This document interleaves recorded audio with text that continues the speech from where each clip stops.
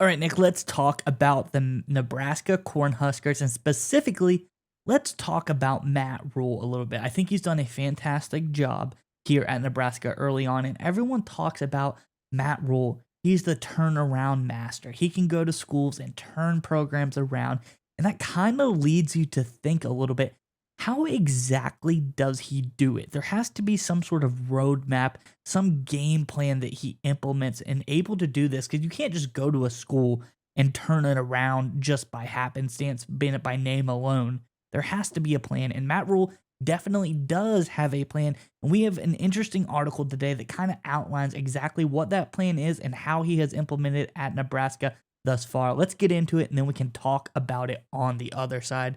This is over on All Huskers. It says Matt Rhule wants to reestablish Nebraska as the premier developmental program in college football.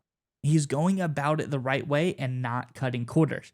He always intended on signing two large classes of predominantly high school players with his first two recruiting classes, with the goal in mind of them being the foundation of the program moving forward. Like we said, he has a plan and he has implemented it. The updated roster shows 60 scholarship underclassmen, with 48 of them being true or redshirt freshmen. Last week, during the early signing period, Rhule and his staff inked a 29-member class, all coming from the high school ranks as well in his second go-round.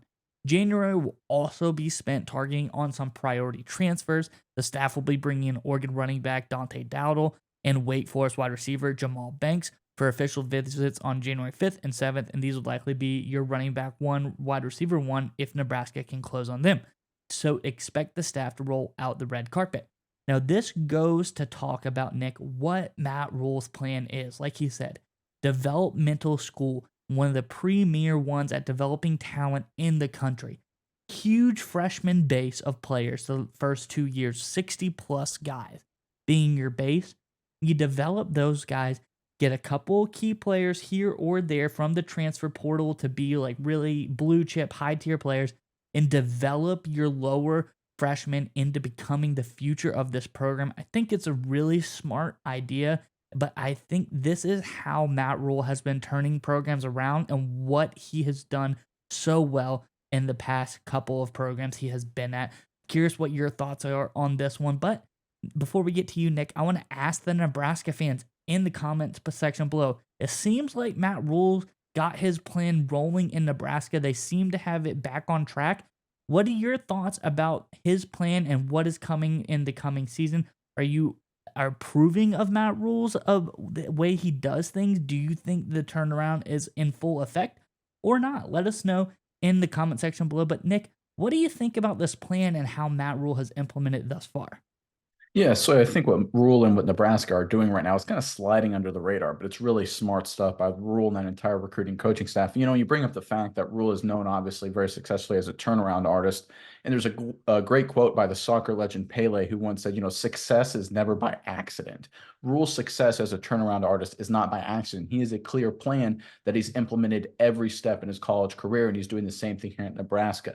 Developing young talent, being very active with large recruiting classes, not relying so much on transfers, right? Because we talk about it all the time. Big time college football is a lot like the NFL. If you have a short term immediate need, and let's say you're a contender looking to fill one hole, you go free agency in the NFL. If you're the same thing, if you're a big time college program, you go transfer portal. The reality is Nebraska is still a few years away from being a big time contender. That's just reality. Nebraska fans, you guys obviously aren't surprised by that based on the results of this team the past few seasons. But still, the strategy is not going whole hog to the transfer portal. It's still focused on getting those recruits and developing those guys. But it's not just getting recruits, it's how they're going about getting them in terms of the positions they're targeting and the regions they're targeting. If you look at the 2024 class so far, according to 24/7 Sports, right now the number one state is Nebraska. Makes sense. Win the local guys. Check. That's awesome. With 8 commits so far, Florida and Texas are second, tied with 5. So that means Rhule is going into heavily competitive, great areas for recruiting Florida, Texas, and winning guys there. So again, you start local and then go national. Credit to Matt Rhule for focusing locally, but then also going to heavy talented areas and getting guys from those areas as well. Credit to him. But I really love what he's done positionally. If you go by this, two quarterbacks, six wide receivers, six offensive line, two defensive line, two linebackers, six defensive backs, and then five special teams guys.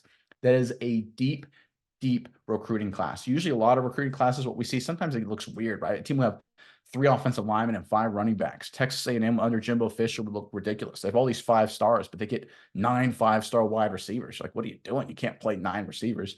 If you look at what Rhule is doing so far, he's focusing on depth. He's talking about building a complete team based on last year's recruiting class and the 2024 class so far.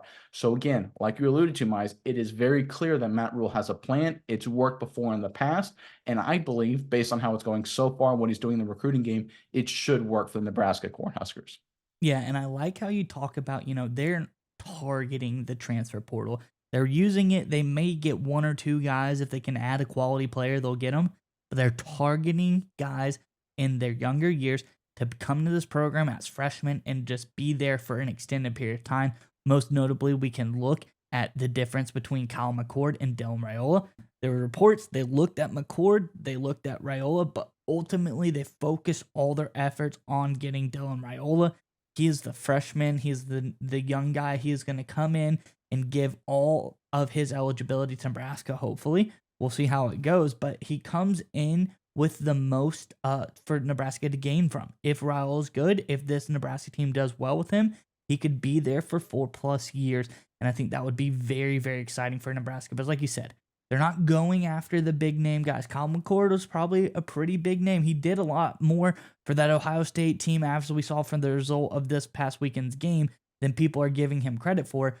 He's a good quarterback. They could have got him probably, but they decided to go with the younger guy. I think this is just a perfect example of exactly what Matt Rhule's plan is. And we see it working out. I think Nebraska fans, you should be excited because in a year, maybe two, this program is going to be one to keep your eye on, one of the hottest teams in college football.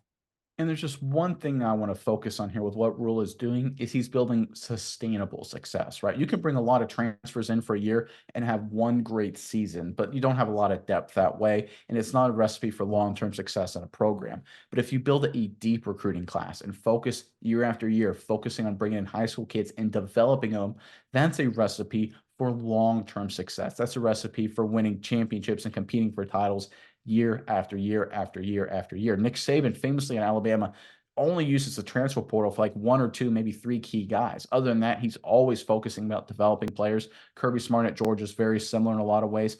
That's the model for long-term success in college football. That's what Rhule has done in the past, and that's exactly what he's doing here for Nebraska as well.